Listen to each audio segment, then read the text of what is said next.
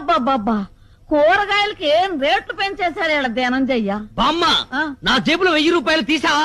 తీసాను రా, కూరగాయలు కొందామని. సరే మిగతా డబ్బిటివు. ఇంకా ఏం డబ్బులు రా, కూరగాయలు కొన్నాక అన్ని అయిపోయినాయి. ఈ కాతీలు కూరగాయలు 1000 రూపాయల? అవునరా. నేను నమ్మను, లెక్క చెప్పు. కూర్చో. కూర్చో, చెప్పు, లెక్క చెప్పువే. వంకాయలు కేజీ 25 కేజీలు తీసుకున్నా. 100. బెండకాయలు కూడా కేజీ 25 కేజీలు తీసుకున్నా. మరో 100. కాకరకాయలు దోసకాయలు ఇంకొక 100. 300.